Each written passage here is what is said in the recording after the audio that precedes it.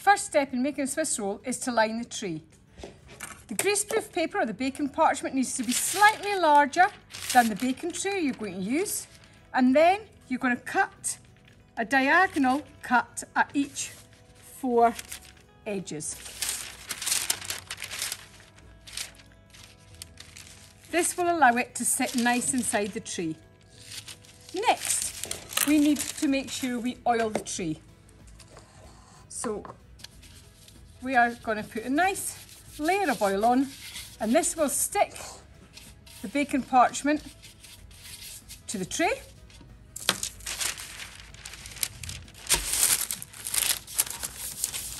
And then we're going to oil inside the baking parchment also.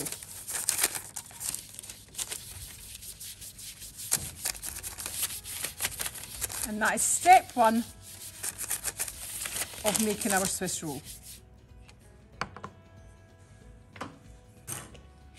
The next step is to prepare the eggs. We always check for the line mark, the date, and that there's no cracks. Then 1 hard sharp crack, holding the egg in the palm of our hand, and then we crack the egg into the bowl. We check for any shell, and if there's no shell and the egg is fine, we're going to pop it into the glass bowl. Now we're going to do this individually so that we don't contaminate any eggs if there was one that was off. Line mark, date, shell, in the palm of our hand, 1 hard sharp crack, and into the bowl. Now remember, eggs are going to give us protein. Protein is always used for structure in a product.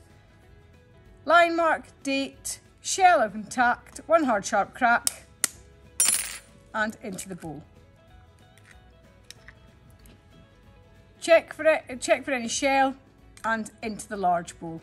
And then we're going to get rid into the bin straight away all our egg shells. The next step is to add the sugar, and we're using caster sugar here, so that's our sugary carbohydrate. And then we're going to use the electric whisk. Now a few pointers about the electric whisk. Make sure that it's switched off at the wall. Make sure the blades are in securely and are in the mixture fully before you start to switch on. Then switch on at the wall, just check that's on 0. Switch on at the wall and then gradually start to increase the power. So we're going to start on 1 first.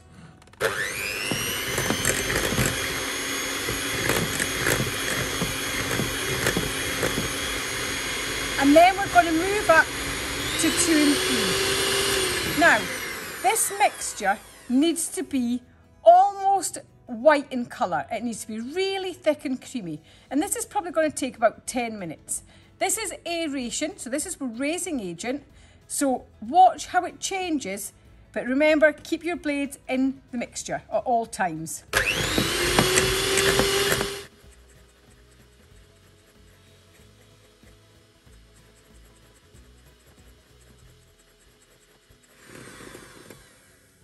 As you can see, the air is starting to be incorporated. However, the mixture is very still liquidy and still very yellow. So we've still got a long way to go.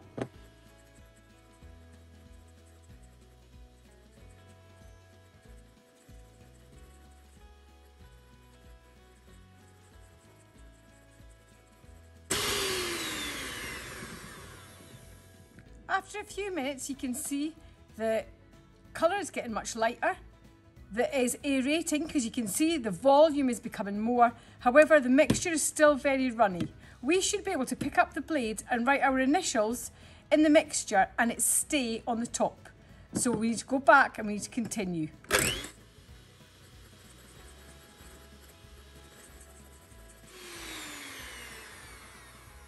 So as you can see now, it's lovely and creamy, light colour, and we're going to pick up the mixture, start to write the initials. You can see that it sits on the top of the initials, and that indicates to us it's ready, it's been well aerated and it's ready to move to the next stage. We must switch off at the wall, our electric whisk. We need to unplug it, and then we need to pop the blades out and put them behind the sink, ready for washing. Now that we have got all this lovely air into the Swiss roll mixture, we want to add in our self-raising flour, which again is another raising agent. However, if we put all the flour in at once, what that will do is that will collapse the mixture. So what we're going to do is we're going to sieve a small amount in. Remember, sieving is there to get the lumps out and to get more air in. And then we are going to do the figure of 8, the folding method, and we're going to gently fold in this flour. Now, the last thing we want to do is get rid of all that lovely air that we've put in. So we very gently, a figure of 8, fold in the flour. Now, we fold in small amounts at a time until all the pockets of flour have gone. And then we add in the next part. So again, we're going to sieve in some of the self-raising flour, and we're going to use our figure of 8 until we combine all that in. Now, we don't want to get rid of any of that lovely air that we have added in. So it's a nice figure 8, and this is known as the folding method. Now, when we do the folding method, we use a metal spoon. And the reason that we use a metal spoon is because it's got a sharp edge in it, and we use it as a cutting action. If we used a wooden spoon at this point, we would lose the air.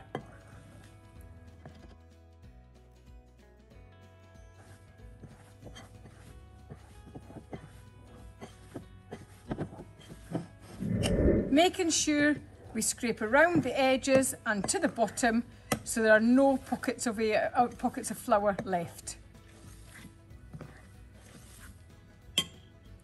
And that is our finished mixture ready to go into the baking tray.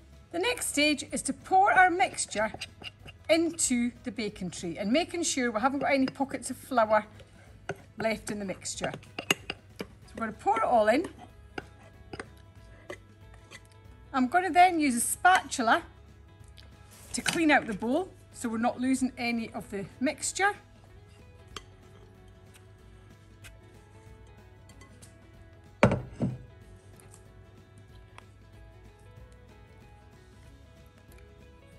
And then all we're going to do is we're going to tilt the tray until the mixture hits all 4 corners.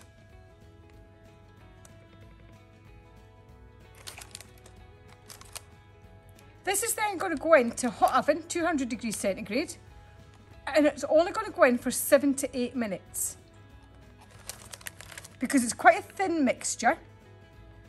Now, when it goes in the oven, the proteins will coagulate and they will set and they will form the structure of the Swiss roll. The starch in the flour will turn to dextrin, which will give us our golden brown colour. And that's it ready to go in the oven. Using our oven gloves, this is going to bake now in a hot oven at 200 degrees centigrade for 7 to 8 minutes. We will know it's ready when it's golden brown, and when we lift it out, if we press down onto it, it should spring back up.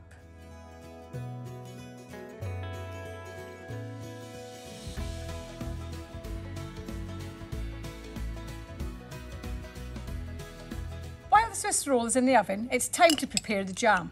So just tip your jam into a glass bowl or a bowl, because at this point it's quite jelly-like still, and we need to mix this to make it smooth so it's easier to spread. So it's about 3 tablespoons of jam we're going to need, and all you're going to do is you're going to mix it, and you'll see that it will turn runnier, it'll be smoother for us to mix on.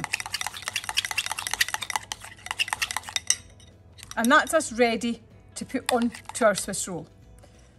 In preparation for the Swiss roll coming out of the oven, you need to set up your station. You need a damp tea towel, you need a piece of baking parchment or greaseproof paper, and you need to sprinkle it with caster sugar.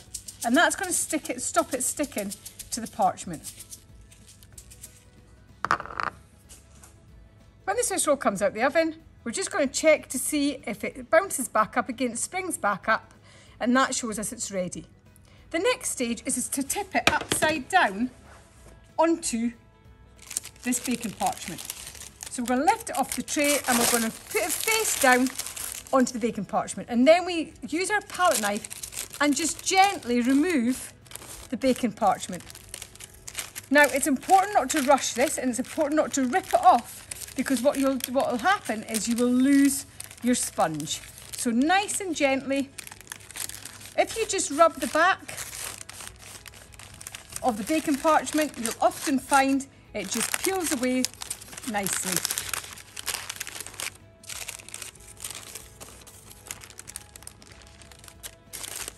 So very gently, because we don't want to rip the sponge. Now, it's really important at this stage now that we do everything else very quickly. So we need, before this mixture coagulates and sets, we need to get the filling on, and then we need to get it rolled. So because we're going to roll from this end, we're going to make a little indentation so it makes it easier to get the inside swirl going. And then we're just going to quickly spread our jam all over the Swiss roll. So we're going to do a nice layer. I'm going to use our palette knife because it's nice and large. Covers a nice surface area. Make sure you get to all the edges.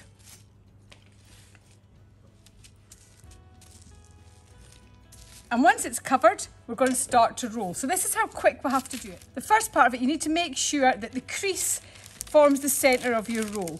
Then, as you roll it, you need to make sure you lift up the paper and you help it roll as you go.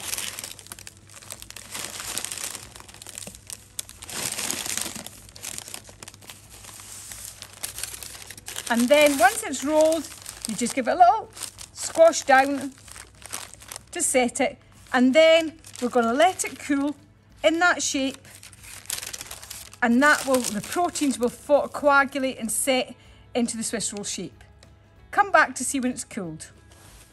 Once it's cooled, you can then take a sharp knife, a very sharp knife, and cut your Swiss roll into slices.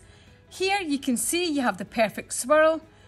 This piece here is where we had the crease, and that's why it's important, because it tucks it into the swirl and it makes a perfect swirl for us. We have got a good proportion of jam to cake.